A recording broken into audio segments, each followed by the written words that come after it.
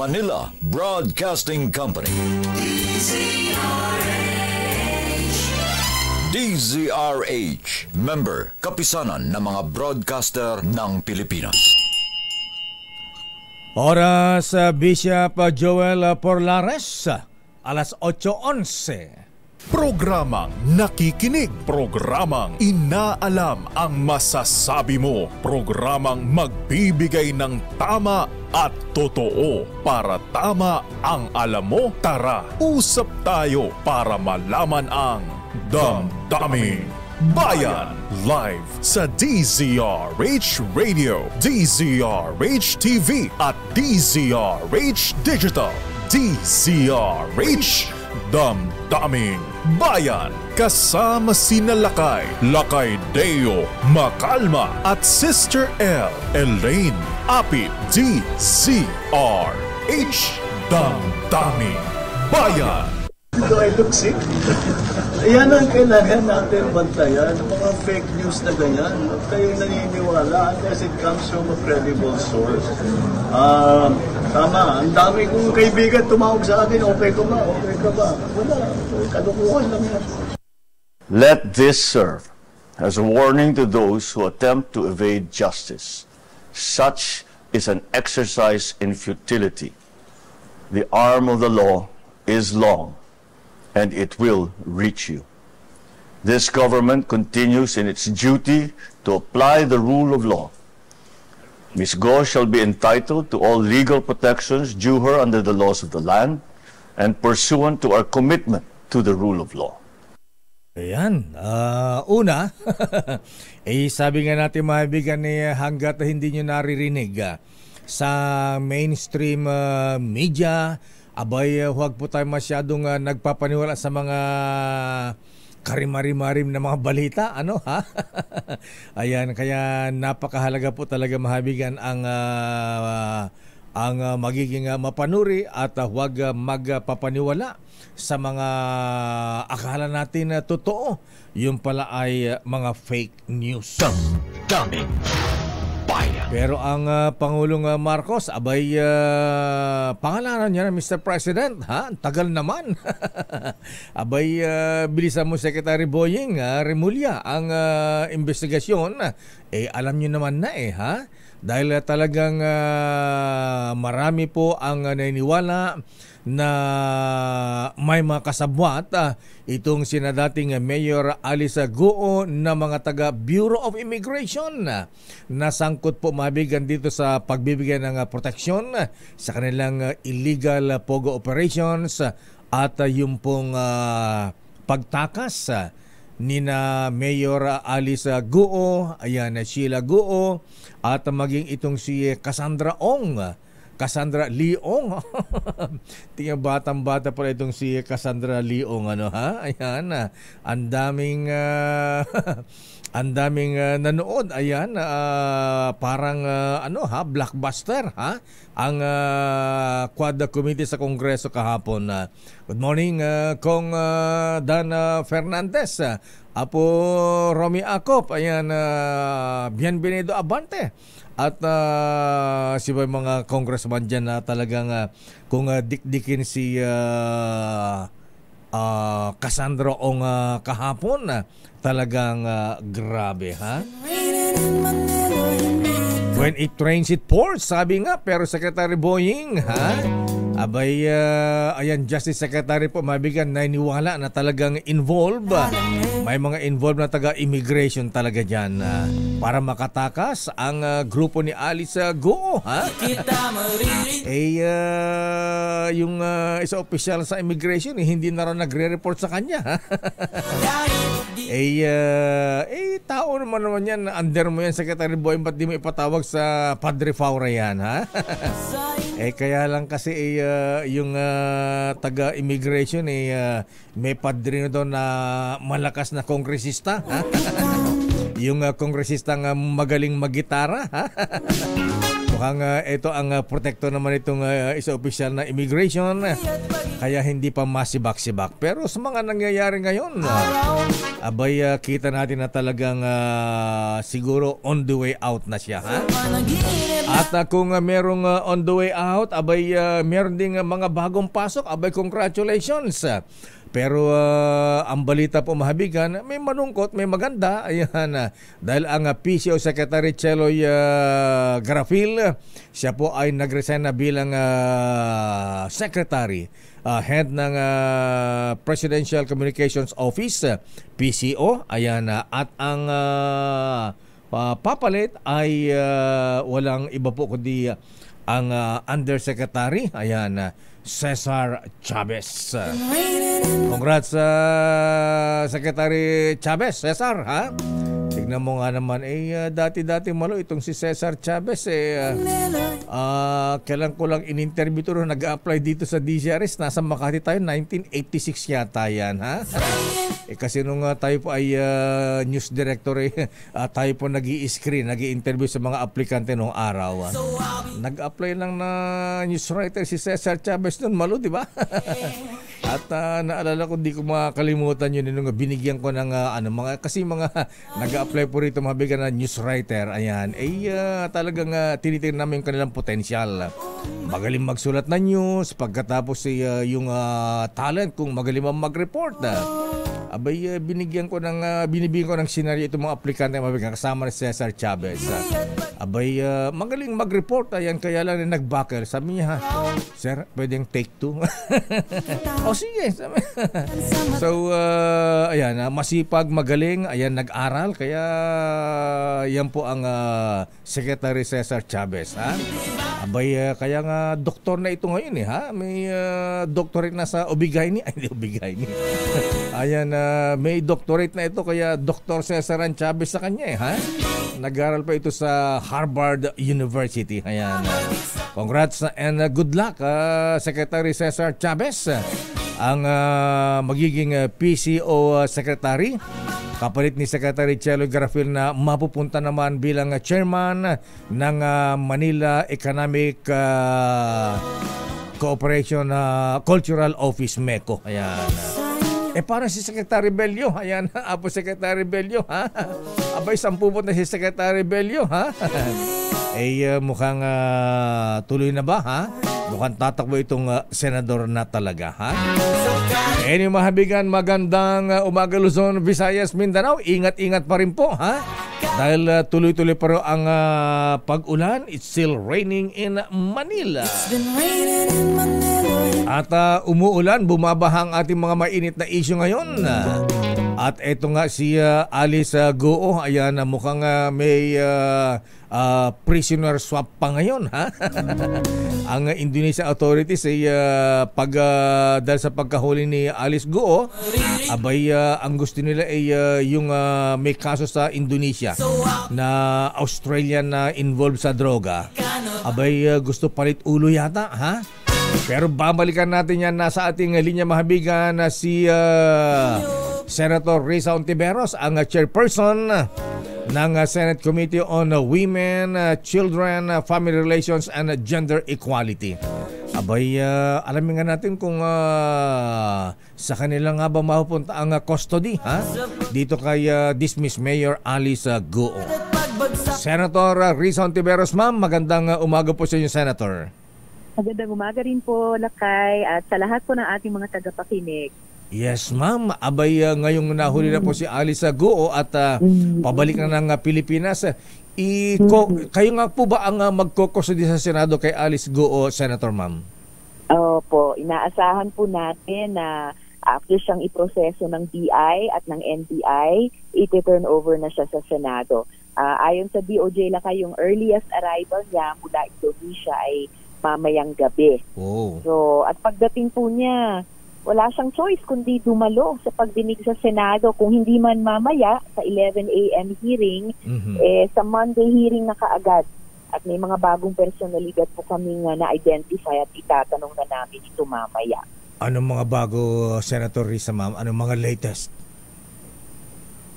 Meron po tayong mga bagong witnesses, resource persons na naimbita at bagamat yung ilan sa kanila ay magsisimula sa executive session, susubukan po namin kung pwede na po silang mag-testify in open hearing para lang kumpletuhin na itong kwento ni Alice Guo. Nakapagtataka talaga kung bakit yung mga high profile tulad niya na umiiwas sa kamay ng batas ay nahuhuli sa ibang bansa pero hindi magawa-gawa dito sa Pilipinas. Kayo po man lakay, of course, ako po ay nagpapasalamat sa lahat ng gumawa ng paraan para maaresto si Alice Guo. At saka to our friends in Indonesia, no, Terima kasih. Laking tuwa po talaga na nahuli na siya, pero ayun na nga, inaamin ko lakay na may halong pagkatismaya dahil hindi ito nagawa ng sarili nating law enforcement. Pero Senator Risa Mama, hindi kaya madelay yung pagbabalik dito dahil humihingi daw po ang Indonesian authorities na yung isang fugitive sa kanila, itong isang Australian na national na si Hasa, ay i-extradite, ibalik sa kanila, dalhin sa Indonesia, Senator Mama. Ano ang procedure diyan? Ano po ang hindi ba makasagabal sa pagbabalik ni Alice Guo? Well, I hope talaga lakay hindi makasagabal. If ever, baka makadagdag ng ilang panahon bago magdesisyon ang gobyerno natin. Kumbaga, ang bolang iyan nasa court ng executive. Kasi may extradition treaty sa pagitan natin at ng Indonesia.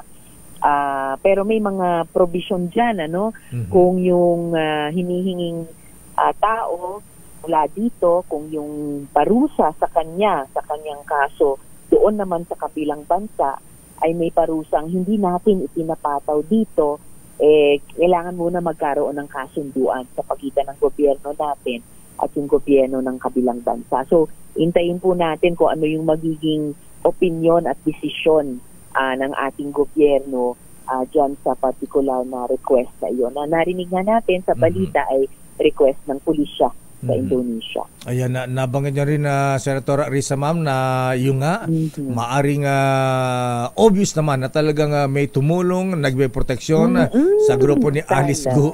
Ayan. So, hindi niyo ba tatantanan, Senator Risa Ma'am, hanggat hindi naungkat kung sino ang nagbigay ng proteksyon sa kanila? Ay nako, talaga lakay, mananagot hindi lang si Alice Guo, kundi yung bawat tao, lalo na kung may opisyal ng gobyerno na tumulong sa pagtago niya at pagtakas nila sa Pilipinas. Hindi talaga namin tatantanan at siguro lakay dito sa pag-aresto kay Alice Guo, kita natin na nagawa yan ng Indonesian authorities sa loob ng ilang linggo. Dun sa kaso ni Sheila Guo at Cassie Leong, nagawa nila sa ilang mga araw. Ibig sabihin, kung gusto, may paraan, no? So, maitatanong talaga bakit hindi nagawa ng ating mga opisyal dito. Kaya, closing in kami sa kanila, harinawa, no? Sa aming investigasyon. At yung mensahe ko lang din, para kay Alice Guo o Guo Huaping, magsabi ka na rin ng buong katotohanan kasi booking na kayo. At pangalanan mo na rin, Alice Guo, ang lahat ng binayaran at nakipagsabuatan para sa pagpuslit nyo palabas ng bansa. Actually, lakay, wala na siyang takas. Kaya, yun, magpakatotoo na siya. Anyway, actually, Senator Risa Mama, ayan, hindi lang si Secretary Boying Remulla ang naniwala na may mga kasabot ang Pangulong Marcos din. So, talagang may sinasabi mga politiko, may mga law enforcers. Ayan, so ito ba ay tutuntunin ng inyong committee sa Senado, Senator Risa Ma'am? Opo, lakay. Talagang may ilan sa kanila na inimbita namin bilang resource person at lahat sila itatanong namin dito sa aming investigasyon. Both sa investigasyon ng Senate Subcommittee on Justice and Human Rights na nag-iimbestiga dito sa pagtakas ni Alice Guo at dun sa Senate Committee on Women na pasara na rin balak namin dun sa kabuang investigasyon namin laban sa POGO. Ang dami yung tinatanggap na report ngayon, Senator Risa. Ayan na. So hanggang saan po ba itong mga natatanggap yung report na maaring tumulong kina Alice Guo? Hindi naman sa kanilang pagtakas, yung illegal operations nila ng POGO. Hanggang anong mga Kaya- opisyal ang mga ito? Anong mga ranggo, mga politiko?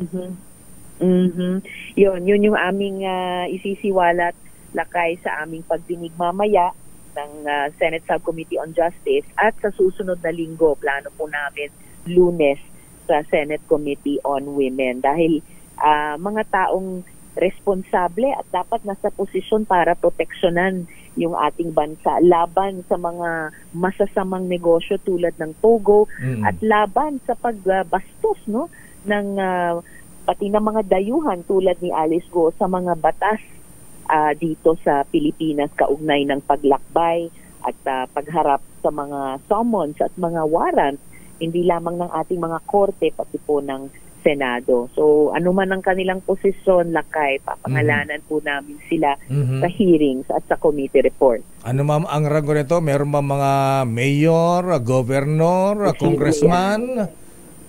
Posibleng General? may mga local government officials at posibleng may mga ranking officials po tayo sa ating mga uniformed services. Ayan, okay. Ma'am, kahapon, ayan na talagang si Cassandra Leong ay inimbestigahan din ng Quad Committee ng Kongreso. Siya daw po ay ipapatawag niyo rin ba sa Senado para mas maklarify pa ang maraming issue kung ano ugnayan niya talaga dito sa Pogo. Yes, lakay. Actually, imbitado rin siya ngayong araw. Tulad nung Lunes sana, kaya lang nakialam si Bagyong Enteng. Kaya hindi natuloy yung naunang pagdinig namin kasama si Cassandra Leong nung Lunes. Imbitado siya muli ngayong umaga. Opo. Ngayong umaga pupunta si Cassandra Leong sa Senado, ma'am? Well, nauna na po namin siyang inimbita at nag-confirm siya. So mamaya malalaman po namin sa aming committee secretary kung present siya sa aming pagdinig.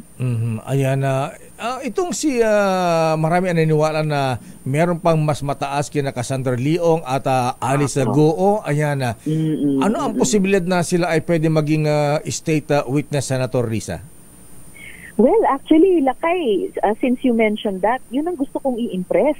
Both kay Sheila Guo at pagdating ni Alice Guo sa kanya, pati si Cassandra Leong, pag humarap na siya sa aming mga komite, na dito sa pag-aresto kay Alice Guo, mukhang papasara na yung mga kaso at papasara na yung mga investigasyon ng aming mga komite laban sa Pogo at laban sa bawat tungkol sa bawat isa sa kanila. Kaya ito na ang pagkakataon at hindi ito tatagal ng habang panahon na sila ay magsabi ng totoo at tumulong sa gobyerno sa investigasyon nila.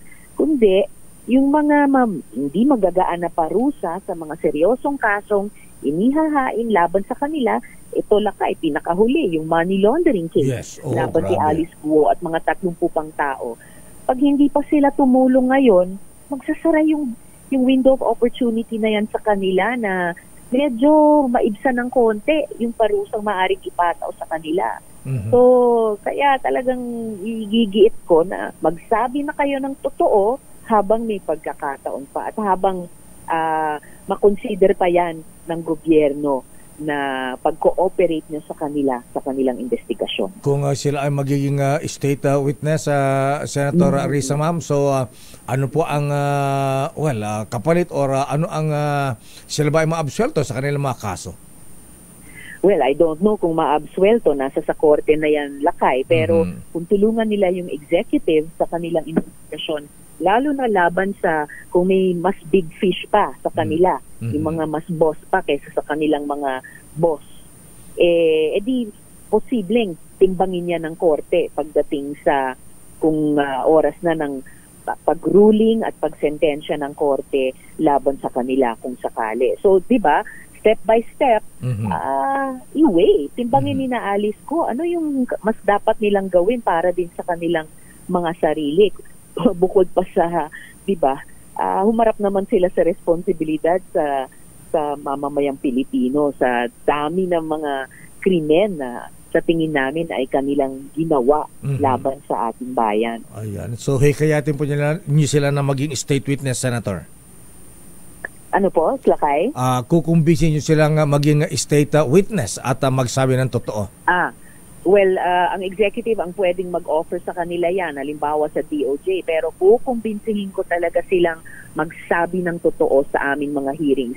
At dahil naging karanasan namin Lakay, habang tumatakbo pa yung aming mga Senate hearing, ay ginagamit yung mga findings doon ng mga executive at saka constitutional bodies natin para sa mga parallel investigation nila at sa pagpataw nila ng mga disciplinary actions sa mga tao nila na maaring lumitaw na kasabwat o nagpabayad sa mga krimen ng mga taong ito.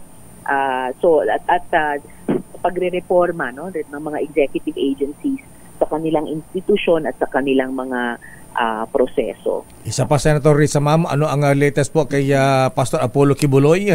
Kayo ba na ikaw ang nag-imbestiga dyan? Kayo ba naniniwala na nasa Pilipinas pa ang Pastor Apollo Kibuloy? Kasi ang sabi ng Vice President, baka wala na raw sa Pilipinas. Nako, kaya lang wala namang natukoy na ibang bansa si VP. Nagpiro pa siya, napakaseryosong bagay. Gusto pa yata niya magpatawa, sabihin baka nasa langit na daw ang pastor. Ano namang klaseng ano yan? Basta ako, Lakay, tingin ko mas probable pa rin na nandirito pa siya sa Pilipinas. Kaya't best of luck talaga sa PNP sa proper na pag-serve nila ng warrant of arrest laban kay Apollo Kibuloy. At yan po ay hindi naman nahadlangan kahit ng paglabas ng temporary protection order ng korte sa Davao. Dahil yung TPO po na iyon ay para lamang magkaroon pa rin ng access ang mga miyembro ng KOJC sa compound nila at magkaroon din ng access sa Jose Maria College, yung mga estudyante noon. Pero yung paghanap kay Apollo Kibuloy at pag-serve ng warrant sa kanya, tuloy pa rin yan sa kamay ng PNP sa pagkaalam ko. Kaya sabi ko nga, kay Apollo Kibuloy, tigilin na nila yung kanilang mga pagdadrama at lumabas na sa kanilang lungga. At kapag nahuli, siya ba ipapatawag sa Senado, Senator Hontiveros? Yes. Opo, dahil bukod sa dalawang korte na pinaghahanap na siya, kami po sa Senado, sa Committee on Women, ay matagal na rin hinahanap siya para sa wakas humarap at sumagot sa mga mabibigat na tanong laban sa kanya. Senator Risa Hontiveros, ma'am, maraming salamat. Magandang umaga po sa inyo. Thank you. Magandang umaga po. Mga kaibigan, Senator Risa Hontiveros, ang chairperson ng Committee on Women, Children, Family Relations, and Gender Equality. Daming Bayan. Marami tayong mga mainit na issue ngayon, ha?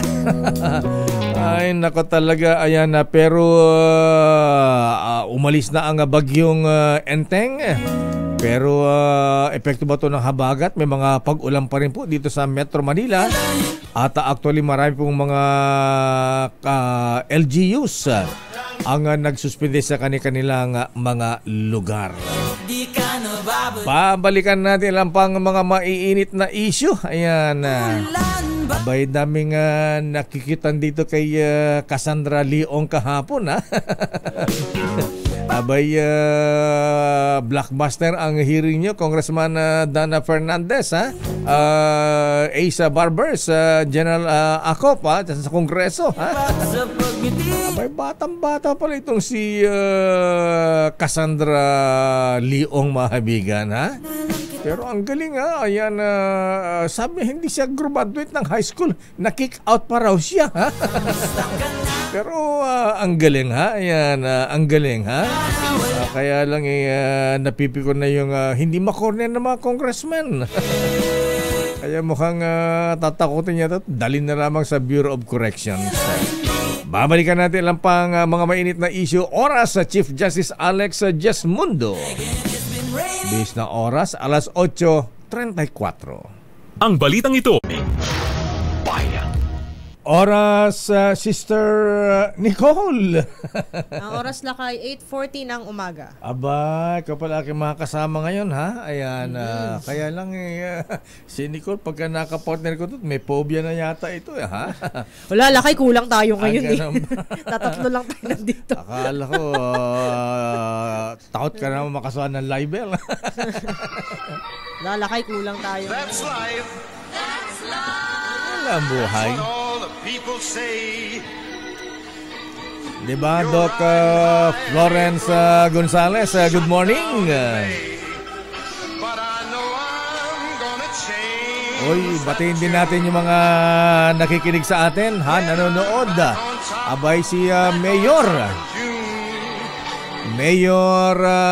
Joy Peñano na nasa Alberta, Canada ngayon, ha? At si Mayor Danny Isla ng New Zealand. Magandang umaga mga parikoy, ha? Samantala, alamin nga natin ang latest mula sa Malacanang. Naku, dahil mga issue ngayon, ha? Abay, pati sa Malacanang, dahil mga pagbabago, ha? Abay, si Yusek Cesar Chavez pala ay, magiging sekretary na ng PCO, ha? Kapalit ni, kailan ba nag-resign si Secretary Cheloy Garafil? Alamin nga natin ang latest sa Malacanang. Anong schedule ng Pangulong Marcos ngayon na andayong mga marites sa kanya? Anong latest na marites sa kanya, Miss Nicole? Wala daw siyang sakit. Wala siyang sakit. Sabi niya, do I look sick? I don't even have a cold. Sabi niya. Yung sinasabing sinakay ng helicopter, dinala pa sa Batangas. Pero babalikan natin yan. Eto muna, ha? Abay, forecast sa mga darating pang bagyo. Naku, talagang mukhang ilan pa ba ang bagyong darating Pag-asa, ha? Dalawa pa, ha? Ngayong September? Lakay kasi kahapon sa briefing ng NDRRMC, sinasabi ng Pag-asa na may dalawang vortex daw. Vortex yung tawag, lakay, parang namumuong LPA, lakay eh. Vortex na nga, hindi na LPA? Parang vortex muna, tapos magiging LPA. Tapos lahat yun nasa labas ng PAR. Medyo may kalapitan, lakay, sa PAR. So, oras daw na pumasok yon si Ferdy at si Bagyong Hener. Oras na maging bagyo. Ferdinand tsaka Hener. Ayan. Isang Ferdy, isang Hener. Ganun ba? Akala ko Ferdinand tsaka Lisa. Ako lang. Vulcan yata yung isa. Ganun ba? Sandali lamang, alamin nga natin ang latest mula sa Pag-asa. Pag-asa tuloy. Mula sa Malacanang, RS number 14. Naku, ang daming balita ngayon na mislet, ha? Ang daming ganap, ang daming kontrobersya. RS number 14 mula sa Malacanang, Let Narciso, please come in. Miss Let. Lakay, Nicole, binigyang diin ni Pangulong Ferdinand Marcos Jr. ang kahalagahan ng meteorology assessment sa harap ng inaasahang pagdating pa ng ilang bagyo bago matapos ang taon.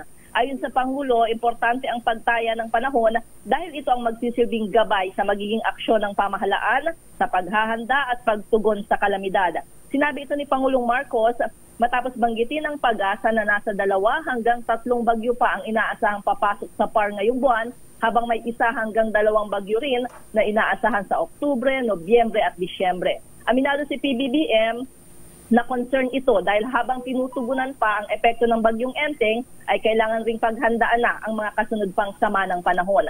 Kaya naman ang mangyayarian niya, magtutuloy-tuloy lang o lalawig pa ang ginagawa ng kaukulang mga ahensya.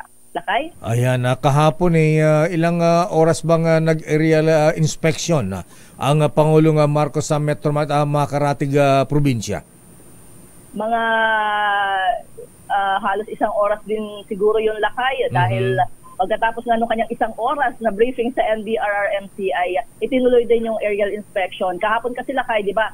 Binanggit ko doon sa report ko na magsasagawa siya ng aerial inspection. And then ang sabi ay hindi na matutuloy dahil nga masama yung panahon. Pero pagkatapos ng briefing, nagdesisyon na ituloy pa rin kasi umokay naman. Yun nga lang, ang napuntahan lang ay parteng Marikina at Rizal, bahagi ng Rizal. Pero hindi na natuloy yung sa Bulacan kasi hindi na nga kinaya ng panahon, lakay.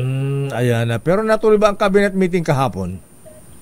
Yan ang hindi na kami nabigyan ng update lakay kahapon dahil ang sabi nga ay iniurong ng 3:00 pero noong hapon ay wala nang binanggit kung natuloy pa yung meeting na yun. So malaman siguro natin kung ngayong araw kung natuloy nga yung meeting.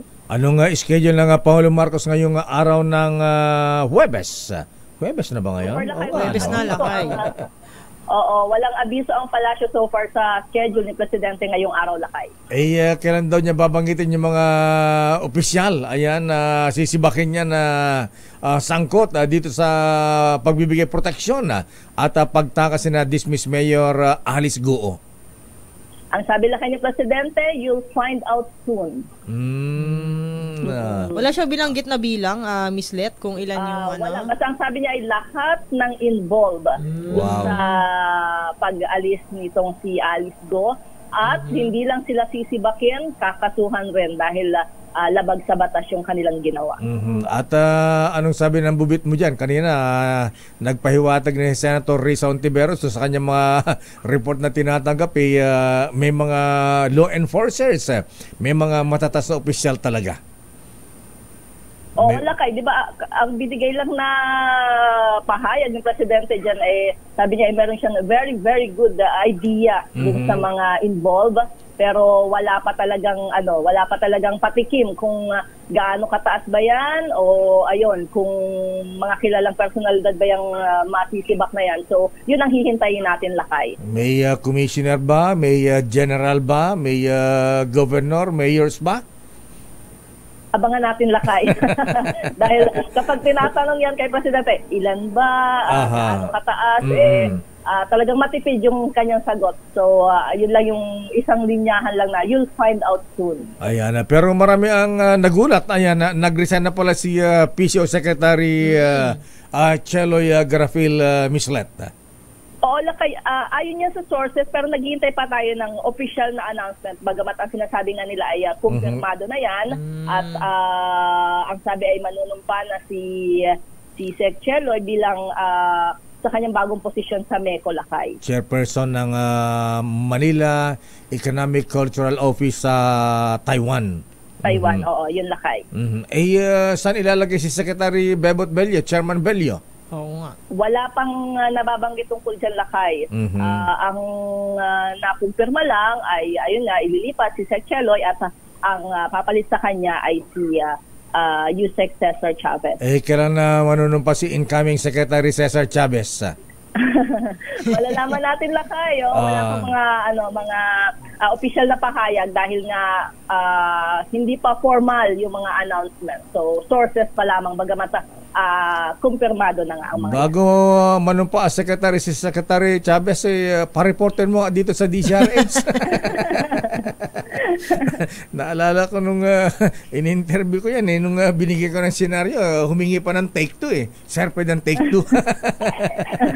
Ayan, pero in fairness kay Cesar Chavez masipag, ayan talagang hindi tumigil sa pag-aaral, nagkaroon ng doctorate, kaya ito sa lahat ng mga reporters natin noong araw, hindi siya dumaan sa police beat, ha? Ayan, ang binigyan natin assignment sa kanya ni Senate kaagad kaya maagang na-expose sa mga issue sa Senado, ayan, lawmaking at iba pa mga malalaking mga issue. Anyway, good luck and si Yusek Cesar. Ganun ba? Kasi siguro maraming message sa kanya. Congrats and good luck sa kanya, ha? Ayan, mabigat yung kanyang trabaho, ha? Hindi basta-basta ito. Anyway, maraming salamat, Miss Rat. At kumusta ang panahon dyan sa Malacanang, Manila? Maulan, Lakay. Maulan. Bumubuhos ng malakas na ulan. Tapos higit na, pero ayan na naman. Oo. Okay. Bugso yung malakas na ulan, Lakay. Maraming salamat, Lat, mula sa Malacanang. Sa inyo, Lakay at Nicole. Pumapatak na naman ang ulan. Ay, Apo Danny Javier, mista, ha? Ayan, abay talagang grabe talaga. When it rains, it pours. Kaya mainit yan ang balita mula sa Senado at Kongreso.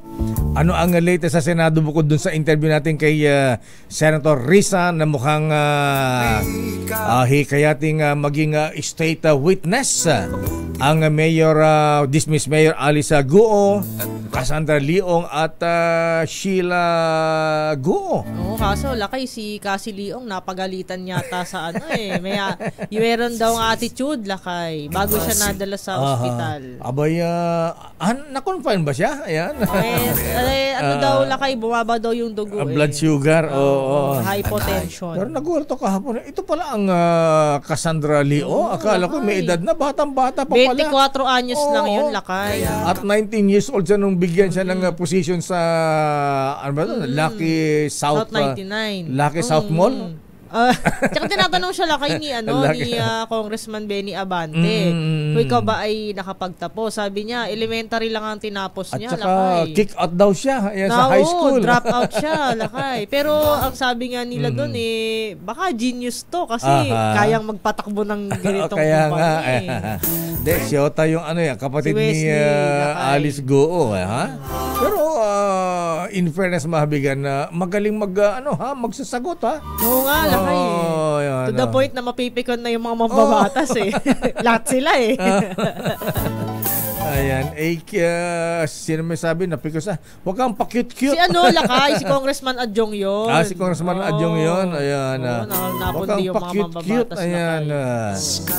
Sabi ni parang Manding Bahakan na, pre. Parang hawig ni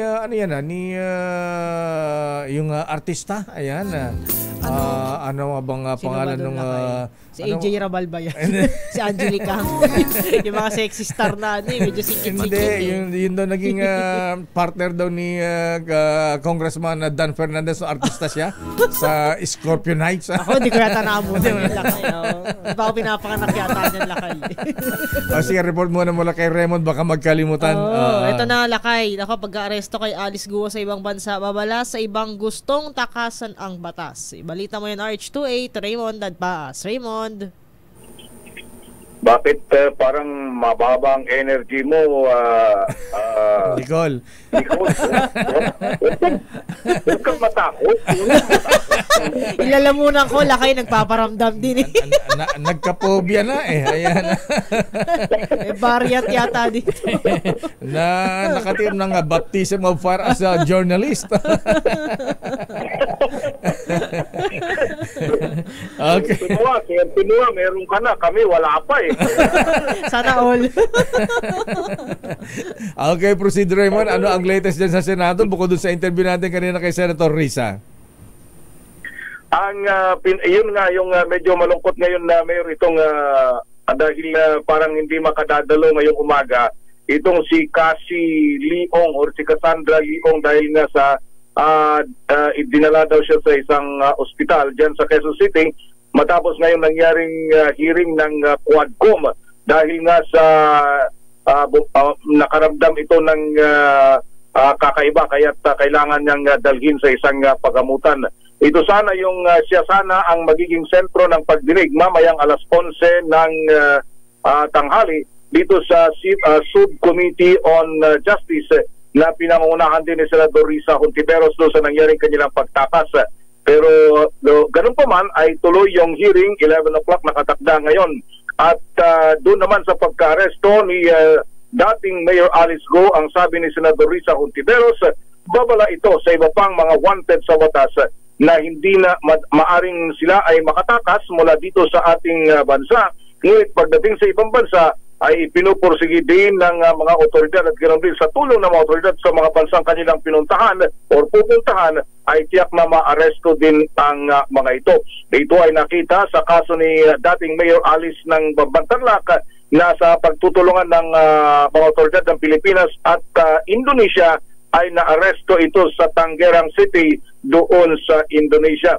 Ang dating mayor ng Bambantarlac, kung hindi man siya makakaharap ngayong umaga doon sa hearing ng Senate Subcommittee on Justice, ay maaaring sa Lunes ay maaaring makaharap na siya doon naman sa Committee on Women and Children na original na nag-imbestiga tungkol sa operation ng Philippine Offshore Gaming Operator sa ating bansa. Pakinggan natin yung bahagi ng pahayag ni Senador Risa Hontiveros. Definitely. Ipinakita nitong pag-aresto kay Alice Go na tumakas ka man pag pinaghahanap ka ng mga otoridad at may tulong pa ng mga otoridad ng ibang mga bansa, kahit dun ka pa tumakas, ay maibabalik ka rin dito sa bansang Pilipinas. That should make a strong impression sa iba pang subjects ng warrant of arrest na patuloy pa rin tumatakas o nagtatago. Bahagi ng pahayag ni Senador Risa Hontiveros. Samantalang mayor sa budget update naman, ngayong umaga ay sasalang sa Senate Committee on Finance Subcommittee ang budget ni Secretary ng Department of Labor and Employment ni Secretary Benny Laguesma. mula sa Senado. Raymond, ayan, teka muna. Sino ba nga tatanungin ko, dapat ikaw ba o si Milky Rigunana? Hindi na raw attend ang Vice President at Sara Duterte sa pag-defend ng budget ng Office of the Vice President, Raymond? Well, dito sa Senate, na-recommenda na yung medyo iba kasi ang estilo sa House at saka dito sa Senate, Mayor, dahil kung minsan dito sa Senate, yung pagtatanong sa budget ay hindi masyado sa committee. Pagdating sa plenary, doon na mangyayari yung mga i-recommenda nila na may babawasin, i-realign. Doon mangyayari yung sa plenary kapag sila, dahil mas kukunti sila dito sa House, ay sa committee pa lang talagang mainitan na doon dahil ipupursigilan nila yung gusto. Kaya kahapon, dahil birthday ni Senator Grace po, natanong din namin yan, ay sabi niya malalaman daw yung kung kasi nga na medyo mainitan na doon pagtatalo sa House. Sabi niya, dito sa Senate, malalaman kapag may salang na sa plenary ang itong budget ng Office of the Vice President kung merong mga mababawasan. Kasi ang banggit lang ni Senator Grace po sa amin kahapon ay kung nakikita naman niya talagang kailangan ng OVP, ay wala namang problemang magstay. Pero kung sa tingin ng kanyang mga kasamahan ay hindi trabaho yun ng Office of the Vice President, at lalo na kung yung lagi kasi naririnig namin dito is duplication ng function ng ibang agency, ay baka doon magkakaroon ng pagbabawas ng budget kung meron man mangyayaring gano'n na Mayor at Nicole. Ayan, si Sheila Go, nandiyan pa ba? Nakadetain pa ba sa Senado? Nandito ba, Mayor? At kung sakasakaling maiuwi dito si Mayor Alice at ma-turn over siya sa custody ng Senado, doon din siya sasama, so magdadalawa sila doon sa detention facility na yun na Mayor. Ayan, hindi naman dadalhin sa Pasay City Jail. Ang sabi kung kapag hindi sila cooperative sa Senate hearing, yun yung pagkakataon na maaari silang mailipat sa City Jail, Mayor. Okay, maraming salamat, Raymond, mula sa Senado. Ito si RH28, Raymond Advance para sa DZRH, una sa Pilipinas, una sa Pilipino. Maraming salamat, Raymond Dadpaas, na pakibati rin ng happy birthday ang kanyang magandang anak na si Marian Ray Dadpaas, ang kanyang bunso dahil birthday. Diba ka-birthday pala yung anak mo isa, si Margaret, ha? Ito naman si Marian Ray. Flash Report. Flash Report! Anong kaguluhan ang nangyayari ngayon sa Multinational Village Parañaque? Arrest number 15, Mayora. Giselle Ricafort, please come in. Miss Giselle. Lakay, mataas yung tension dito ngayon, nagkakagulo dito sa Multinational Village sa Parañaque City. Giniba kasi ng mga pulis lakay yung ilang pintuan nitong mismong clubhouse ng Homeowners Association. Bit nila lakay magsisilbi itong nasa 200 pulis yung sumugod dito para isilbi lakay yung break open order mula sa Department of Human Settlement and Urban Development. Kaninang alas 5 ng umaga nagsimula silang pasukin lakay itong clubhouse. Wala dito yung mga opisyal na kasalukuyang administration, kaya yung inaangal ng kampo ng kasalukuyang admin itong homeowners, illegal yung ginagawa nila yan dahil walang tao sa clubhouse ng buksan, kapilitang buksan ng mga pulis. Kaya kanina nag-iiyakan yung mga senior citizen na miyembro ng homeowners, nagkakasakita na rin kanina, meron na rin mga tulakan. Ito na rin lakay yung una natin na ibalita sa DZRH dahil ang binabanggit ng kasalukuyang administration, puwersahan at tinatangka umano na i-take over ng nakalipas na administration sa pangunguna ni Arnel Gacutan itong kanilang akusasyon. Hanapin ko lang lakay, sisipatin lang natin si Attorney Phil Efraim Elgo, yung legal counsel ng kasalukuyang admin itong homeowners. Kanina kausap natin sa lakay, hanapin lang natin. Ayan, lakay, ito si Attorney. Pigilan yung pumasok. Hindi sila subject ng writ. 2 tao lang yung subject ng writ. You have to remember, 2 tao lang yan. Lakay, nagpapatuloy yung kanilang pakikipagnegosasyon sa mga pulis ay nasasaktan yung mga seniors. video.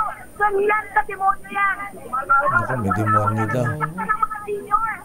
Iyan lakay yung tinig ng ilang opisyal na Giselle. homeowners association lakay. Ano bang punot dulo ng away dyan? Ano ba nangyari dyan? Bakit nagkasakitan? Lakay, ito si Attorney Elgo. Attorney Elgo, pakikwento nga po sa Deezer 8 live po kay Lakay Deo Makalma. Good morning po. Good morning. Good morning. Okay, so, Attorney, ano ba ang nangyari? Bakit nagkahagulo dyan? Prevented from going inside the clubhouse, yung mga homeowners natin. The police officers as well as yung personnel ng Department of Human Settlement is carrying out an illegal order outside of a reasonable office hours. So supposedly, ang mga orders and writs should only be served and enforced during office hours. And yet, can you imagine as early as 5 a.m. nandito na sila, forcing their way inside the clubhouse and preventing the homeowners from going inside. So doon pa lang makikita nyo na po na illegal na yung kanilang actions, and they should be met with several charges and contempt from our court of competent jurisdiction. Bakit gusto nyong ba't gusto nyo i-take over ang clubhouse, Attorney Ergo? I'm sorry, sir? Bakit niya gusto nilang i-take over ang clubhouse? Yes po, actually, they already took over yung clubhouse by carrying out an illegal order from the suit. And then, out of nowhere, as early as 5 a.m., andito na po lahat ng police officers assisting yung implementation ng illegal order na yon. They were able to break open yung clubhouse, and right now, they are preventing homeowners from going inside. Ayan, so nasaan na po yung mga dati opisyal na gusto nilang i-take over, Attorney?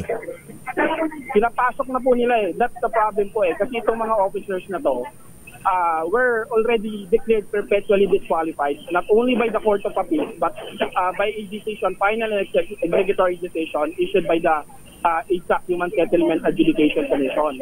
And yet, despite that, for some reason, the suit is hell-bent in reinstating them kahit na perpetually disqualified na sila. They even conducted their own election in a parking lot. And then, despite na nagkaroon ng stamp election na yon, the suit is hell-bent in recognizing this previously perpetually disqualified officers. Ayan, so nagkagaroon ng problema dahil sa ayaw tanggapin yung resulta ng eleksyon na. Ganun po ba? Yes po. Ayaw po tanggapin lang the suit yung previous final and executory decisions coming from ASAC and Court of Appeal. Of course, kung ano man yung election na kinandak nila sa parking lot, it was not recognized by the homeowners, considering that it violates several decisions already issued by the Court of Appeal and the ASAC. Okay, Attorney Ergo, sir, maraming salamat at sana'y maayos ng mapayapa yung sigalot ngayon dyan. Thank you and good morning. Thank you, sir. Okay, Giselle? Lakay, kung matatandaan nyo, nung July 18, nagpadala na rin ng grupo itong si Gakuta. Nasa 200 guns yung sinasabi na isinubo rito para daw parasahang i-take over nga itong asosasyon. Git nila Lakay yung writ of execution, para malinawan lang din tayo.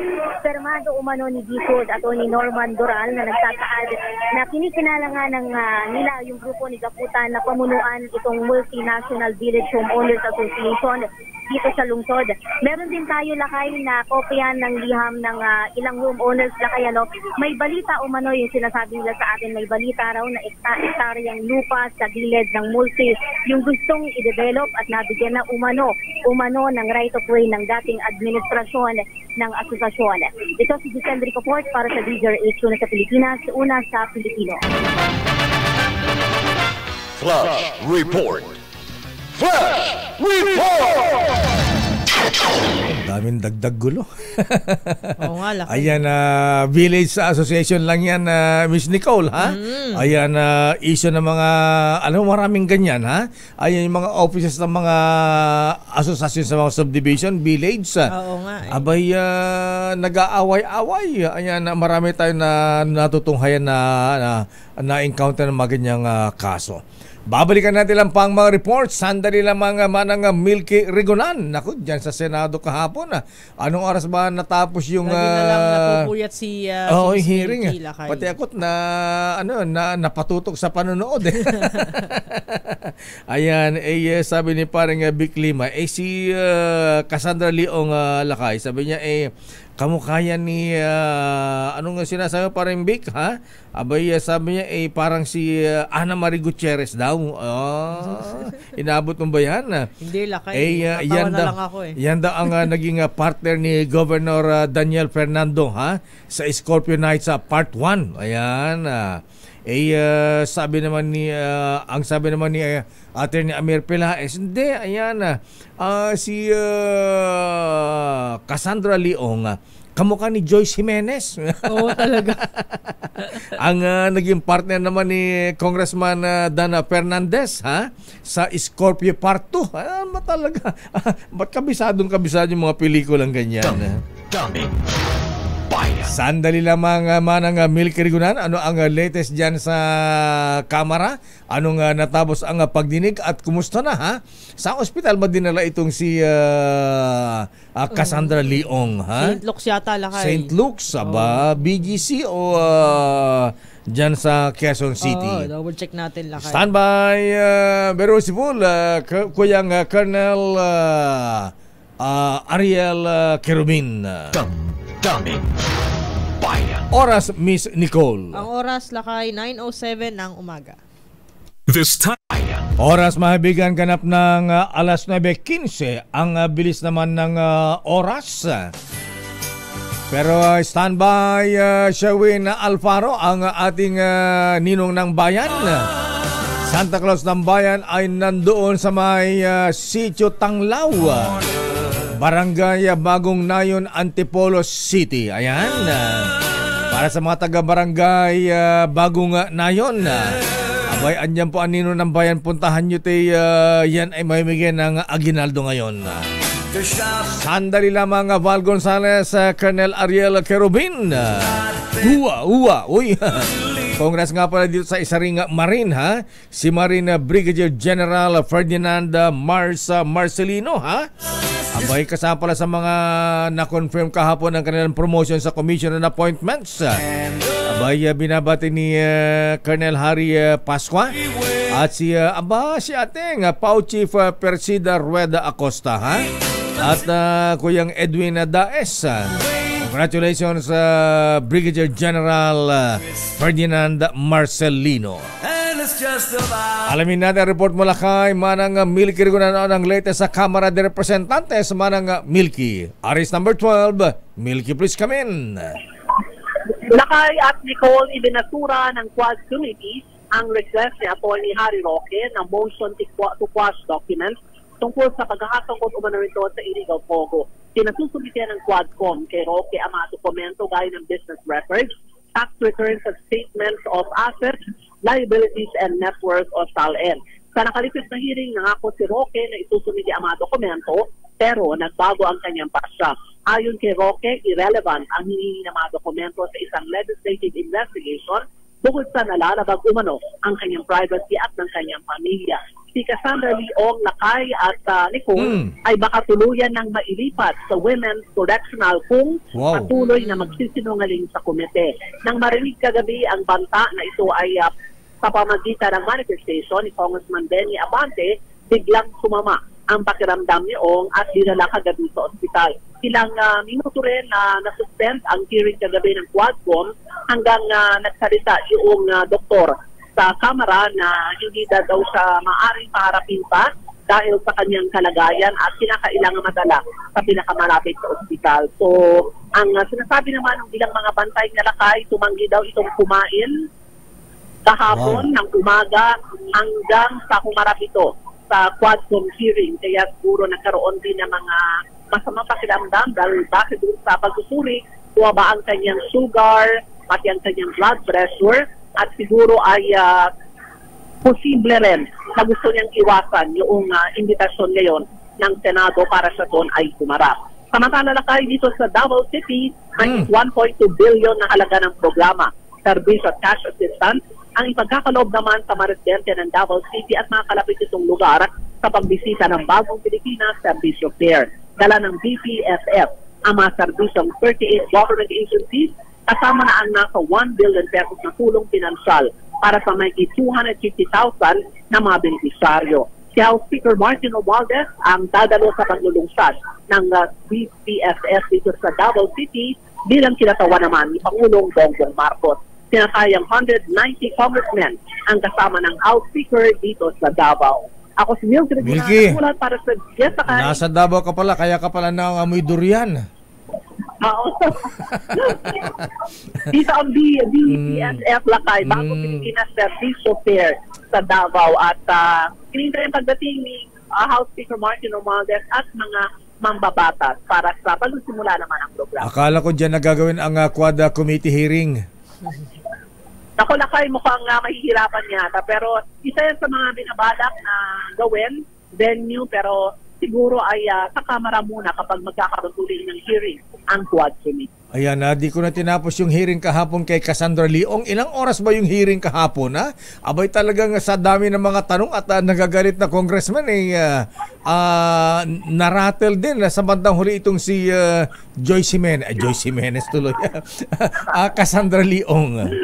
Cassandra Leong. Alam mo na kayo, nagsalita ng manifest si Congressman Pia Alonso Adjong. Ang quote sa kanya, tama na ang pagpapacute mo. Sumagot ka ng maayos. So, sinundan niya ni Congressman Benny Abante na kung ikaw ay patuloy na magsisinungaling, baka ilipat ka na namin sa Women's Correctional mula sa kanyang detention sa Kamara. So, simula noon, medyo nag-iba na ang kanyang pakiramdam at ang humingi ng ilang minuto na pagpapahinga sa clinic hanggang sa hindi na nga siya makaharap sa hearing dahil masama na daw ang kanyang pakiramdam.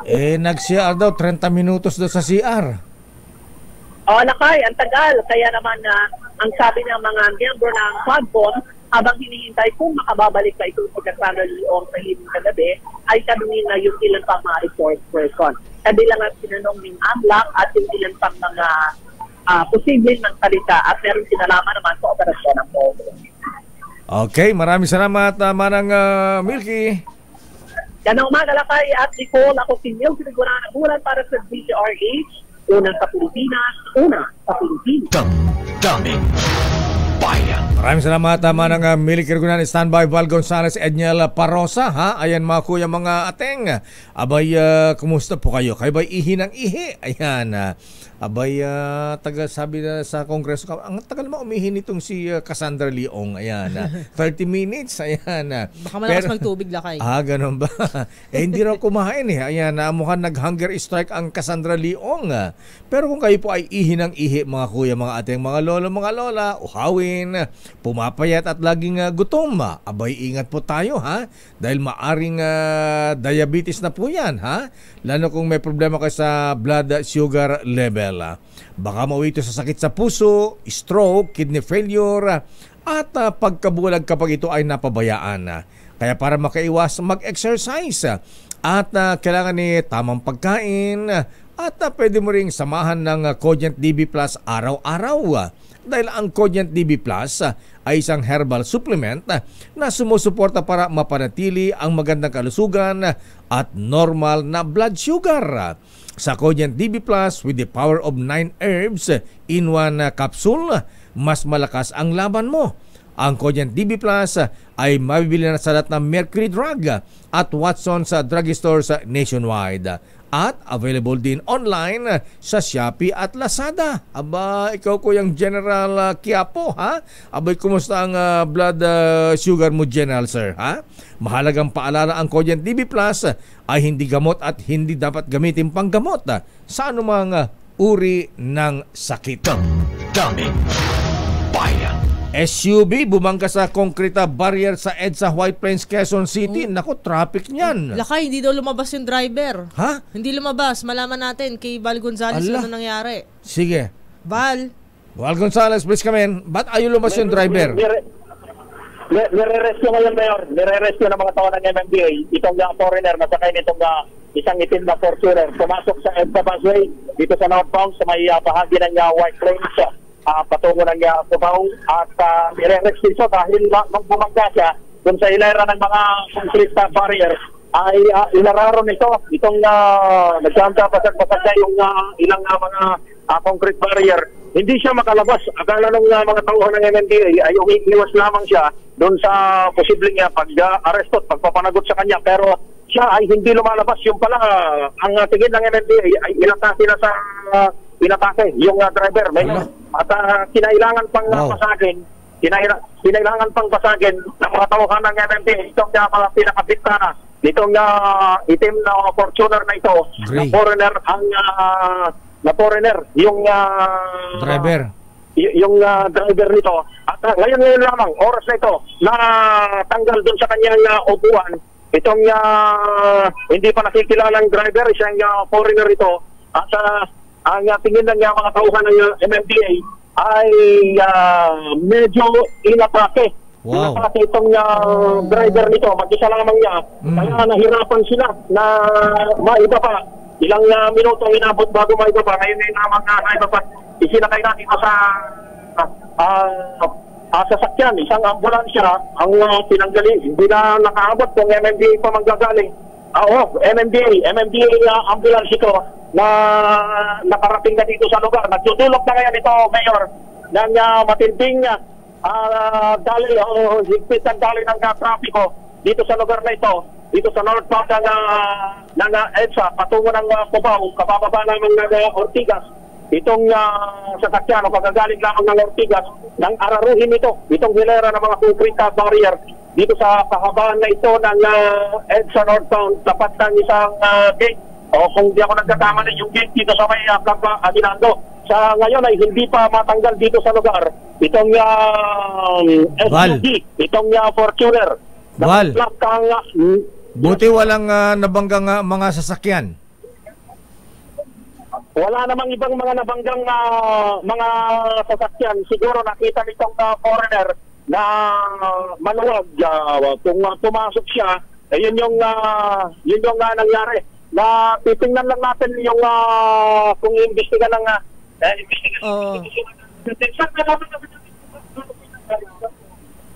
Okay. Okay. Sige, Val. So, traffic ang northbound. Ay, ang traffic na, Mayor, yung mga naka-traffic, huwag na kayong magtaka. Kung kayo naka-traffic, kung galing mo kayo diyan sa bahagi ng Makati, patungo ng Cubao area, bumper to bumper na. Itong dali ng mga sasakyan dito sa lugar na ito dahil sa nangyaring insidente. Habang putol itong warat yung Fortuner. Itong mga bus, Mayor, ay dumadaan na dito sa daanan ng ibang mga sasakyan dahil nakahampalang pa dito sa lugar na ito. Itong SUV, isang itim na Fortuner na sinasakyan ng isang foreigner na pumasok, inararo ang concrete barrier dito sa kahabaan ng EDSA busway na nagdudulot na ngayon ng matinding traffic. Inaalalayan na o binibigyan na ng paunang lunas itong biktima na nandito sa isang ambulansya ng Metropolitan Manila Development Authority. Val, si Val Gonzales, foreigner ka mo, Caucasian ba yan? Puti, Chinese? Parang Pakistani. Hindi naman Indian, Mayor medyo Pakistan, ganyan. Bumbayan. Parang ganun, pero hindi maitim yung kanyang kulay, Mayor. Anong nationality o kaya, sir, yan? Anong nationality? Yung passport, yung passport, Mayor. Okay, sige. Balikan ka namin dyan, Val. Thank you. Maraming ito sa kahapon ng EDSA. Ako ito sa mga kakasyan sa may bahagi ng protocol. Damdamin Bayan. Maraming salamat, Val Gonzales. So kung magawa po niyong iwasan ang EDSA White Plains northbound patungong Cubao, Miss Nicole, iwas na po dyan dahil matraffic dahil sa pagbangga ng isang SUV Toyota Fortuner sa concrete barrier sa EDSA White Plains. Samantala, ang daming pila, lakay. Daming nakapila, ha? Ayan, eto nga muna, tawagan mo na yung ninong ng bayan, ha? Sherwin Alfaro, nasaan ka ngayon sa ating mas malakas promo? Nasa bagong nayon na Antipolo City ang nino ng bayan sa ating DZRH, Malakas Aguinaldo promo. Dahil 85 taon na ang kauna-unahan sa Pilipinas at ang MBC mas gumanda na, mas pinalakas at mas pinalawak pa ang pamimigay ng ating papremyo. Ito ang DZRH Mas Malakas promo, kung saan pag naabutan namin kayong malakasang nakikinig o nanonood sa DZRH ay mananalo ka ng instant 1,000 pesos at may kasama pang grocery bag ng DZRH. So ano pa ang hinihintay ninyo? Tutok na sa nangunguna kauna-unahang radyo sa buong Pilipinas, DZRH. Una sa Pilipinas, una sa Pilipino. Ninong Sherwin Alfaro, sino ang mga bibigyan mo na Aguinaldo dyan sa may Antipolo City? Diyan ba yan yung may landslide? Mga binagyo to dito sa Antipolo. Ito nga mga taga-barangay Bagong Nayon at Sitio Tanglao. Dito yan sa barangay Bagong Nayon sa Padilla, dito sa Antipolo City. Pero nga lakay, makikita mo itong Bagong Nayon Tanglao River na nanggagalit na naman dahil kanina sobrang lakas ng ulan.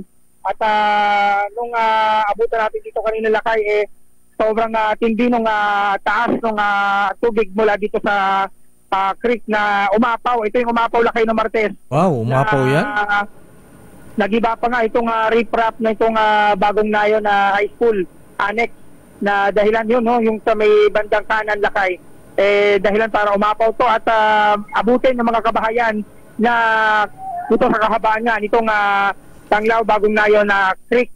Dito yan sa Sitio Tanglao, dito yan sa Antipolo City. At swerte ngayong umaga dahil nakakilala natin itong mga avid listener mo dito sa Tanglao sa barangay Bagong Nayon sa Antipolo. Barangay San Isidro kami. Barangay San Isidro, yan. Pangalan niyo po? Ako po si Nestor Avila. Tatay Nestor at si Nanay Erma po. Nanay Erma. Grace po. And si Nanay Grace, yan mga suki ito na DZRH. Lagi ka nakikinig. Yes, sir. Na-monitor mo pa yung kanina. Oo. Kwento mo naman, ano napakinggan mo kanina? Yung pakinggan yung sa dilapatan ni Tiakin nyo, si Nanay, na nabigyan ng malaki. Alaga, 10,000 ba? Yun, biruin mo, lakay. Kanina nakatanggap si Nanay Juanita ng 10,000 piso instant dahil sa lang yung nakikinig sa lugar ng radyo. Pero itong tatlong ito nakatutok. Saan kayo natutok? Sa cellphone. Buti hindi nila inagos yung cellphone to. Hindi naman po. At ito si Nanay inagos. Hindi po. May kapitbahay na nagbukas sakay. Pero dahil palagi kayong nakatune in, Mike, makisuyo na nga ng camera. Yan. Dahil lagi kayo nakatune in. Eto, bibigyan natin sila lang ng tigil 1,000 piso. Ayan. Bigyan mo kaagad. Salamat po, lakay. Wala pong anuman, kuya. Ayan, oo. Bigyan mo ng vitamins. Sandali, pipirma ho kayo, ha? Pati pirmahan. Abay, pati mga bata, pinagbibigyan mo na. Aba, parang Santa Claus talaga ang Ninong Sherwin. Mga bata na yan. Dahil kanina nakita nga natin itong mga batang ko na nangangalakal habang kasagsagan yung lakas ng busang ulan. Patay ko, naligo na rin. Baka yung pera, huwag lang mabasa yung pera, ha? Wag lang yung pera. Okay na ako nang mabasa. Wag lang yung pera. Pero meron din kayo tatanggapin grocery bag at saka t-shirt ng DZRH. At syempre meron din kayong umbrella. Para sa inyo po yan. Dahil sa masugid yung pakikinig sa DZRH palagi. Kaya naman lakay, sa mga nais manalo palagi ng 1,000 pesos, tumutok lang sa DZRH Mas Malakas promo. Siyempre, meron din palang vitamin E. Siyempre, huwag kakalimutan yung vitamin E. Emperador. Yan lakay. Bigyan mo sila kuya, sina ate. Para maka-ibsan. Yung mga bata, huwag mo nang bigyan ng vitamin E. Vitamin R lang. Ang problema, basang-basa. Lahat ng gamit nila, basa. Mga damit nila, basa. Naghihintay lang sila ng pera at saka ng ayuda sa pamahalaan ng Antipolo. Okay. Maraming salamat. Back to you. Maraming salamat, Ninong Sherwin Alfaro. Punta mo yung tinamaan ng landslide, doon ka mamigay ng Aguinaldo Sherwin, ha? Sa Barangay San Luis. May report pa si Edniel bago si Colonel Ariel Kerubin, Miss Nicole. Ito, Lakay, makibalita tayo dahil sinundo na nga ni PNP Chief Marbil at ni Secretary Benher Abalos si Alice Guo sa Indonesia. Ano na kaya nangyari? Balita mo yan, RH52, Edniel Parosa. Edniel. Lakay at Sister Nicole, personal na nagtungo sa Jakarta, Indonesia, sina Interior Secretary Benher Abalos at Philippine National Police Chief, Police General Romel Francisco Marbil para nga subukang sunduin si Alice Guo. Lumapag sa Sukarno-Hatta International Airport itong mga punong opisyal ng DILG at PNP kaninang alas 2:30 ng madaling araw. Nauna nang inulat sa DZRH News na nakaalis na ng NAIA International Airport o nakaalis ng Pilipinas itong dalawa alas 11:20 kagabi sakay ng isang 8-seater plane. Bukod pa ito doon sa hiwalay na team galing Pilipinas na nagtungo sa Indonesia na pinamumunuan naman ng Bureau of Immigration at National Bureau of Investigation. Nauna nang ibinida ng PNP na nahuli ng Indonesian Police ang sinipang Bambang Tarlac Mayor sa tulong ng Memorandum of Understanding na niligdaan ng dalawang person noong 2017. Pero tikom pa rin ang bibig ng PNP sa kung paano aaregluhin ng pamahalaan ng Pilipinas ang sinasabing palit-ulo na hirit ng Indonesian authorities para sa Australian drug kingpin na si Gregor Johan Haas. Nadakip sa Cebu itong drug personality noong Mayo kasunod ng international manhunt salig sa complaint o criminal complaint ay sinampa naman ng bansang Indonesia. Ito sa Edniel Parosa, nag-uulat para sa DZRH. Una sa Pilipinas, una sa Pilipino. Maraming salamat, Edniel Parosa. Ayan, Learjet pala yung kanilang sinakyan, ha? Ni Secretary Abalos at PNP Chief General Marbil. Ayan, dyan ba isasakay si Alice Guo? Dummy. Sandali lamang sa mga reports. Sandali lamang, Colonel Ariel Kerubin. Susunod ka na, ha? Pero happy birthday muna kay Kuyang Mr. General Odi Japana. Happy birthday, Kuyang General Odi. Binabati ka na ating Karina. At siyempre ang mga mista sa PMA Sandigan 82. Happy birthday din Kuyang Boying Contrevida. Kuyang Boying Contrevida, kailangan meron tayong Emperador Double Light dyan. Binabati ni Kuyang Toto Contrevida at mga members ng Pilgrimage Masonic Lodge. Dummy. Oras, Miss Nicole. Ang oras Lakay, 9:36 ng umaga. Ang graduate yata sa UE, ha? Henry C. Ayan, George T. Gokong Wei at William Gatchalian. Graduate sila sa graduate din pala sila sa University, Miss Nicole. University of Hard Knocks. Wow. Pero alam mo Lakay, may mga ganyan yung mga may mga ganyang libro yung mga 14 anyos pa lang, 16 years old, talagang mga assuming totoo yung sinasabi ng mga mababatas na genius itong si Cassie Leong. Kaso may mga ganun, 'di ba? Lakay, yung mga binatilyo pa lang, mga dalagita, mga genius na ginagamit sa krimen yung ano nila, yung galing nila. Yan daw ang kaiba ng mga Chinoy tsaka sa atin, mga Chinese sa atin ha. Kaya sila ayan pagka nag-aaral gusto maging negosyante ha. Tayo ay mag-aaral para makapasok sa trabaho. Oo nga Lakay. Sila ay negosyo. Dummy. Ay binabati si Mayor Benjamin Abalos Sr., Vice Mayor Menche Abalos at DILG Secretary Benher Abalos at Romel Fertes. Happy birthday pala kay Jimmy Isidro na Mandaluyong. Ay, best friend niya ni Romel Fertes. Si Jimmy Isidro pala may birthday. Sandali naman at nasa ating linya ang sikat na controversial na retired Colonel Ariel Kerubin. Dummy. Alam po niyo mga habentong si Colonel Ariel Kerubin, napaka-colorful ang military career nito ha. Ayan at siyempre bilang militar, bilang dati opisyal ng Philippine Marines. Alam mo Miss Nicole, ito ay na-assign dyan sa Palawan ha, dyan sa West Philippine Sea. At yan ay isang mainit na issue ngayon. Nakalungkot dahil sabi nga ng mga mista at mga kaibigan natin sa military. Abay, yung mga retired, dati-dati kami dito tayo sa Palawan, mga mista, sabi na may mga fighter jets tayo rito na nagbabantay. Ngayon wala na mga fighter jets natin. Ayan, pagka may pumasok lang sa airspace natin, pagka walang abiso yan, hinahabol natin. Those were the days, sabi nga nila. Pero anyway, Colonel Ariel Kerubin, Kuyang Sir, magandang umaga po sa inyo, Colonel. Yeah, magandang umaga sa iyo, Kuya Deo at Miss Nicole, no?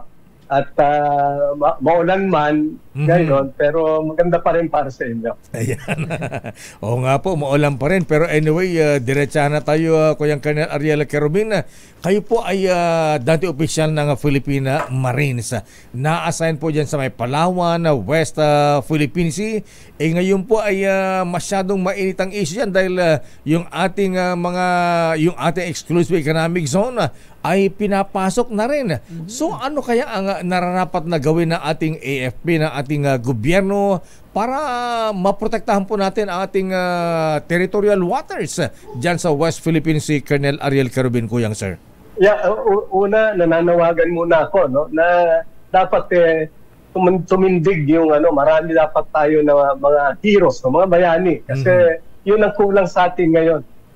Kulang tayo ng mga bayani ba na kayang tumayo, no?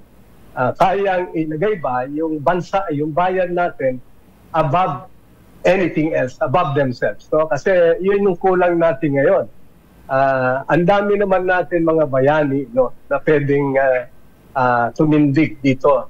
At mabalik tayo dyan, tama kayo. Dati ko nagbabantay sa West Philippine Sea na yan, kung saan naging operations officer ako ng Western Command. At madalas ko na nababanggit yan noon pa na itong problema natin sa West Philippine Sea, hindi naman to overnight lang. Opo. Dati ng sa mga nagdaang mga administrasyon, lumala at aminin natin, napabayaan natin to. Kasi nag-concentrate tayo dito sa internal problem natin, yung insurgency problem na yan. Na kung titignan mo nga, hindi malayo na sinuportahan ito ng China. Kasi yung mischief fleet na yan, tapat lang ng Palawan, kung saan noong 1999, nakarecover kami dyan ng isang laptop computer, nakalagay doon, strengthened foothold along the shorelines. So alam mo na yun ang plano nila talaga, no? Na guluhin lang tayo internally. Kasi hindi man kaila sa atin na yung pinanggagalingan ng mga armas nung una ng MNLF, allegedly it came from Pakistan, a surrogate of China. Wow. So yan yung history natin. So ngayon na unti-unti na nawawala itong insurgency problem at natututukan na natin itong problema natin sa West Philippine Sea. Dapat talaga kahit na saan na entablado, no, tatayo ako para sabihan ng taong bayan na yung West Philippine Sea na yan, atin yan. Pag-aari natin yan. At tama yung isang sabi ng isang negosyante na kung ma-harness lang natin, exploit at wala tayong restriction, yung ekonomiya natin, lalago pa yan. Yung inflation, bababayan ng sabi nga nila, sa Malaysia, binebenta nga lang yung gasolina, 20 pesos. Bakit dito sa atin, 60 pesos? Kasi doon sa kanila, meron silang pinagkukunan sa kanilang exclusive economic zone, no? Na 1 million barrels a day. Samantalang dito sa atin, ang nakukuha lang natin is 6,000 barrels a day. Wow. Tignan mo yung comparison, di ba? Kaya dapat talaga protektahan natin yung ating West Philippine Sea na yan. Kasi atin yan.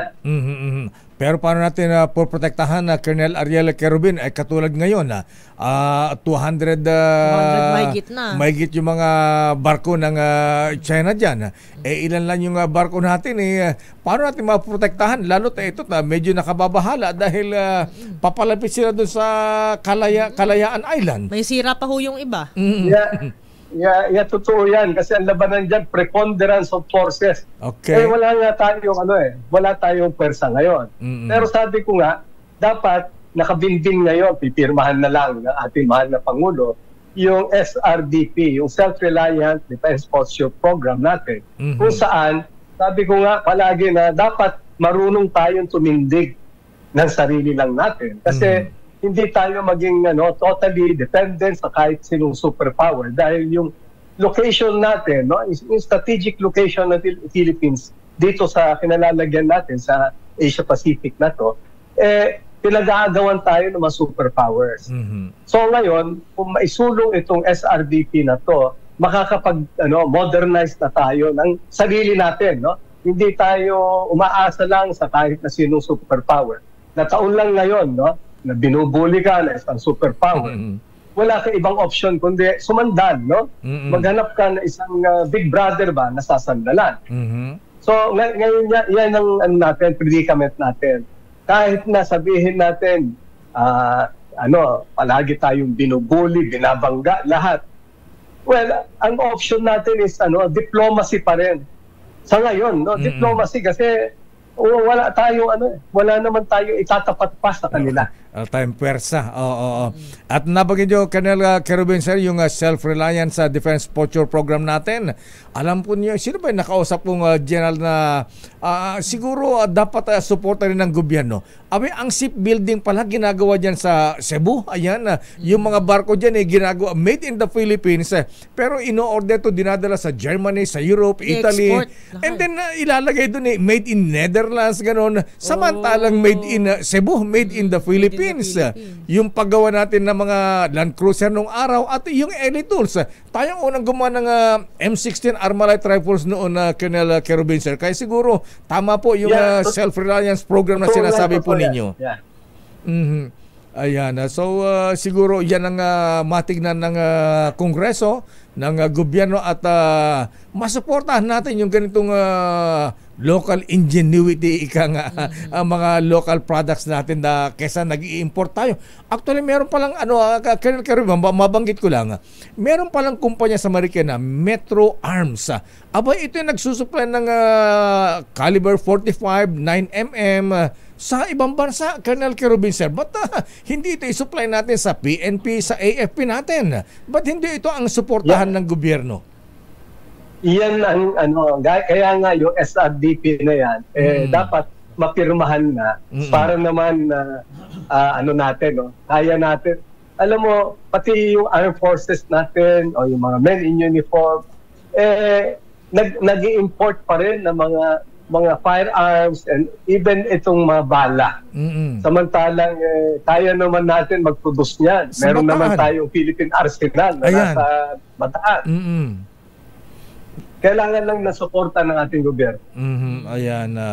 Pero bago tayo magpatuloy sa ating interview, Colonel Kerubin, sir, ayan, binabati ka ng PMA Class 1979 sa paunan ng kanilang Class Baron, dating congressman at retired General Attorney Sammy Pagdilaw Jr. Matalik natin kaibigan yan. Ayan. Anyway, Colonel Ariel Kerubin, sir, ayan, nabalikan natin ang West Philippine Sea. Ayan. Well, sana hindi naman mangyari na magkaroon ng gulo dyan. Pero handa ba ang ating pamahalaan na idepensa ang ating teritoryo kung magkaroon po ng external aggression, invasion, Colonel Kerubin, sir? Yan yung sinasabi ko palagi na when push comes to shove, dapat talaga handa tayo na depensahan ang ating bayan. Kasi naman tayo, meron na tayong track record na hindi tayo nagpatalo sa kahit sinong banyaga noon. At tumagal man siguro yung paglalaban sa kanila, but eventually nanalo tayo. So ang palagi kong sinasabi nga na nakabindin ngayon yung ating ROTC, mandatory ROTC. Kasi yung mandatory ROTC na yan na magbibigay ng parang korba dun sa ating reserve force. Noong nasa serbisyo tayo, ang sinasabi natin doon, dapat magkaroon tayo ng lean and mean armed forces, but a robust reserve force. Ang kaso, lalong lumala yung ating insurgency problem, kaya lalong lumobo yung ating armed forces. But napabayaan natin, wala na tayong yung sabi natin na reserve force natin, kasi malilibang ka. Ang mga reservists natin, mga actresses, mga singers, actors, sabi ko, baka pagka nagkagulo, hindi naman pwedeng kantahan mo lang yung yung mga magsasakop sa atin. So, yan ang dapat natutukan natin na sana 3 taon na yan, nakabinbin dyan, i-fast track nila dahil ito lang yung nakikita natin ngayon na magiging isa sa mga solusyon pagka push will comes to shove. Will come to shove. Kasi ngayon nakikita natin nila na sa totoo lang yung nangyayari dito na nagsasaw sila ng disunity. Ang natutuwa dito, alam mo, yung nagbubuli sa atin, kaya lalo nilang ginugulo tayo para tayo nag-aaway. Divide and conquer, ika nga. Kaso, Colonel Kerubin, nagiging issue ngayon yung ROTC kaya hindi na umuusad-usad yung usapan sa ROTC. Yeah, yun na nga. Dapat ayusin nila. Kasi sabi ko nga, kung ang problema, ayaw nila ng military training lang ang i-aligay. Di ba, ayusin nila yung program of instruction. Ipasok nila diyan yung relief operation, disaster relief operation, o disaster response, o kahit na pwedeng mailagay ba. Dahil, sabi ko nga di ba, kaya tayo nagpapasa ng mga batas dahil palagi nire-revisit natin yan to make it more responsive to the ever-changing times. So, kung yung ROTC na luma, ayaw nila, di baguhin natin. Pero importante lang, na ipasa na nila. Alam mo, Colonel Ariel Kerubin, dahil sa inyong mga vision na ganito, alam po niyo may mga mahigit 2,000 former generals, officers, personals ng AFP, PNP at Philippine Coast Guard na nagtutulak sa inyong pumalaod sa public service. Ayan na. Alam natin na napaka-colorful ang inyong military career. Ayan, nasangkot ka sa military adventurism, nakulong ka ng 4 years yata. Ayan. So ito mga karanasan 4.5. So ito mga ganitong naging karanasan mo, Colonel Ariel Kerubin, ano ba ang papahinggan mo ba ang yung mga dating kasama sa serbisyo sa AFP at PNP at subukan din mula sa military ay pumunta sa serbisyo sa bilang isang civilian? Alam mo, Kuyang, it's really I'm deeply honored, no. Ito yung tawag nila na unity beyond politics. Ito mga senior officers na to, na mga senior karamihan sa kanila may mga 25 yata na 4-star general, and mas marami pa. Nanungkulan, nanilbihan sila with integrity, nagpakita sila na pagmamahal natin, pagmamahal nila sa bansa.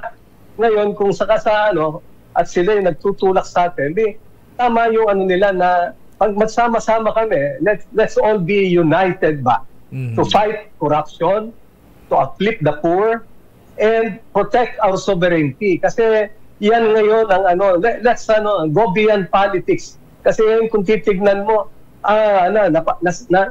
nasasayang lang yung oras na makikita mo yung nagbabakbakan sa politika, na napabayaan na nila yung kagutuman, napabayaan nila yung ating pagpoprotekta sa ating teritoryo, at pati yung alam mo yung edukasyon nga ng 97% yung ating literacy rate, pero makikita mo kulang pa rin daw. Kaya sa akin alam mo, yung aking plataforma, yung DEP, di ba? Yung bigas, edukasyon, at yung teritoryo. Kung seryoso sila, sabi ko nga dapat they should bet ba on the right people in 2025. Dahil wala na kayo sa military service, retired na po kayo at nandyan na, ayan na, marami mga issue nga kinakarap ng ating mga kababayan. Paano ang di ka ba mahirapan? Baka sabihin military yan, Colonel yan. Ano ang gagawin sa legislative department kung sakali kung kayo ay tatakbong senador, Colonel Ariel Kerubin, sir? Ano ang inyong paano ang tawag nito? Mahirap na ikumpara ang military sa isang military man sa isang traditional politician na Colonel. Alam mo, maraming pumasok naman ng mga dating mga men in uniform. Nanungkulan naman sila na maayos. Hindi naman tayo siguro lalayo sa kanila kasi yung track record natin will show naman na kung namayagpag tayo sa ating karir noon. Mas matitindi pa yung sinuong ko na battle, no? Ito nga papasukan ko, sabi ko, parang ano lang ito kasi nakapag-bis na tayo ng buhay, ilang beses na tayong itinaya yung ating buhay. So sa akin, yung pagbalangkas ng batas, napakadali lang na gawin yan. Ayan, okay, Colonel Ariel Querubin.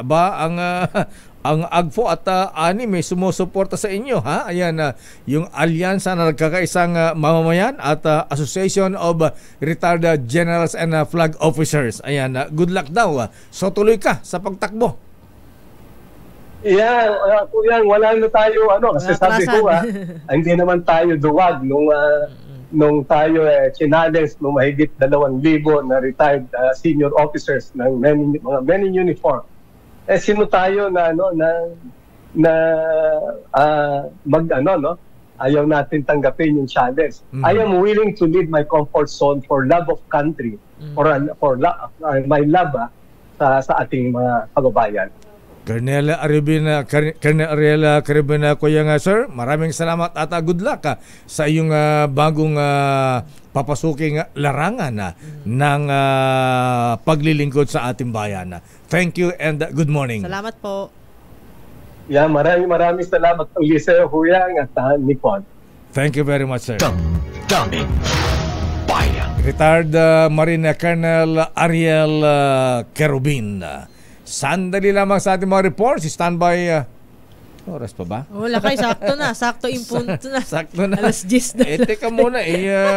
Sandali lamang kulot. Silbong tech natin, ha? Sandali lamang at merong report si Miss Nicole. Your business is our business.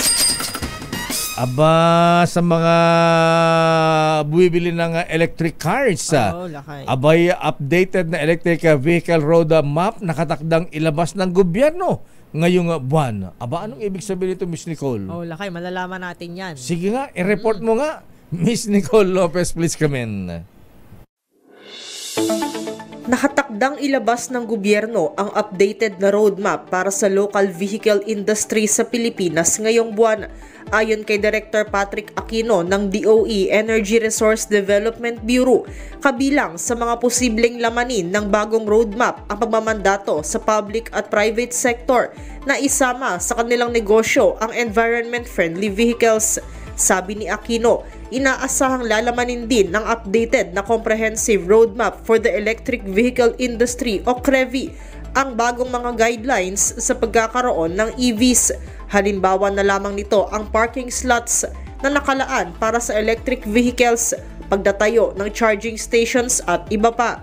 Tiwala rin si Aquino na masisigla pa ang electric vehicle industry sa bansa oras na mailabas nila ang makabagong roadmap sa pausbong na industry ngayong taon. Sa ngayon, mayroon anyang 84 na accredited charging station providers sa bansa na may 639 na charging points na nakarehistro sa gobyerno. Matatandaan din noong nakaraang Mayo, sinabi naman ni Trade Undersecretary Rafaelita Aldaba na pinaghahandaan na ng ahensya ang isang executive order na nanghihikayat na gumawa at magbenta ang mga negosyante ng EVs sa bansa. Ang nasabing EO na ito ay ipipresenta ng ahensya kay Pangulong Bongbong Marcos ngayong 2024. Pinag-aaralan naman ng DOE na gumawa ng mga regulasyon na magre-require sa mga gasolinahan na maglagay din ng charging stations para sa electric vehicles.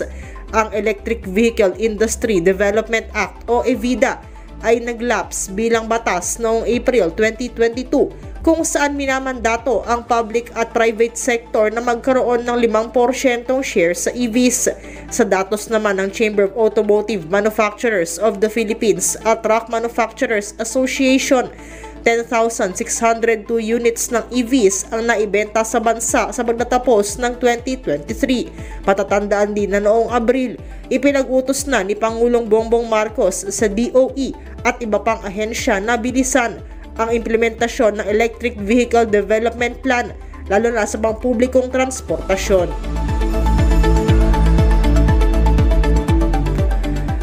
Samantala, lumakas ang palitan ng piso kontra dolyar sa 56 pesos and 58 centavos kada US dollar, habang naitala sa $72.70 ang halaga ng kada bariles ng Brent crude sa pandaigdigang merkado.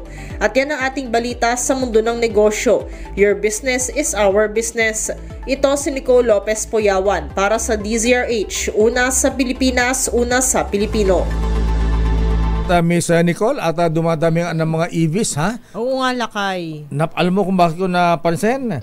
Abay, sa mga parking lot sa mga mall, may mga may charging station na doon. Di ba, Lakay, yan yung isa sa mga gusto isulong ni Pangulong Bongbong Marcos mula nung maupo siya, yung pag-susulong ng electric vehicle. Ayan, para suporta sa climate change, sa mabawasan ng pollution, pero dapat pwede ang gumawa ng electric cars na pwede sa baha. Flash Report. Flash Report! Narito muna ang isang flash report. Mag-asawang negosyante ninakawan ng driver sa Cavite, Mrs. Patay, matapos pagsasaksakin. Ninakawan ng driver. Pinatay pa? Oo. RH30 Eric Dastas. Eric? Mayor Nicole, agad niyang binawian ng buhay ang 34 anyos na si Sari Maria Cantuba, mahabang nasa kritikal na kondisyon na asawa nito na si Marlon Cantuba, 35 taong gulang, matapos silang pagsasaksakin ng mismong kanilang driver. Mag-alas 4 kaninang madaling araw mula Pampanga ay tinungo ng mag-asawang negosyante kasama ang driver nito na nakilalang si Jomar Tambo Domingo ang naikabite upang mamili ng frozen meat sa Technopark sa Barangay Sabang, naikabite. Sa aking panayam dito kay Lieutenant Colonel Erickson Nato, hepe ng naturang bayan, inikot muna ng sospek ang minamanihong pick-up sa isang madilim na lugar at nagkunwaring iihi at pagbalikan niya nito sa naturang sasakyan ay sinabi sa kanyang amo na lalaking na nalaglag ang lisensya nito kung saan ay bumaba si Marlon sa sasakyan at tumulong sa hanapin ang naturang lisensya at subalit pagtalikod nitong si Marlon ay inundayanan ng sasaka ng naturang sospek at pumasok naman ito sa loob ng sasakyan at pinagsasaksak din ang asawa nito na kung saan hawak nito ang 2 milyong pisong halaga na pambayaan niya ng mga frozen meat. Agad tumakas ang suspect na sakay ng tricycle na barangay patrol na hindi alam ng barangay tanod na suspect na ang kanilang sakay, na agad din bumaba at pumasok sa isang subdivision sa lugar na ngayon ay ginagalugat na ng kapulisan ng Naika, Cavite. Ito si Eric Dastas para si DZRH, una sa Pilipinas, una sa Pilipino. Maraming salamat, Eric Dastas. The road is long. Batiin natin si Governor Ben Ebardore ng Eastern Samar. Si Mr. Ray Mina Kuyang, good morning. At si June Lubid ng Quezon Province. At Kuyang Juna Samaniego. At binabati natin si Captain Edgar Durante. At Kuyang Arnel Kerubin. At si Joe Floren at Kuyang Jerry Sanchez at Konsehal Ryan Soler Kalimbahin. Good morning mga brethren, mga kuyang. Good morning, Mr. Michael is my guy. Nag-open ang trading sa foreign exchange. Ang dollar 56 pesos and 50 centavos.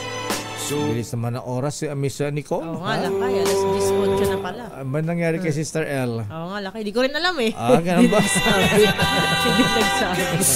At yan ang kaba natin pala doon ng damdaming bayan. Ako po si Deo Macalma. At ito naman po si Nicole Lopez. Bye-bye! Susunod na Operasyon Tulong, Miss May Binauhan.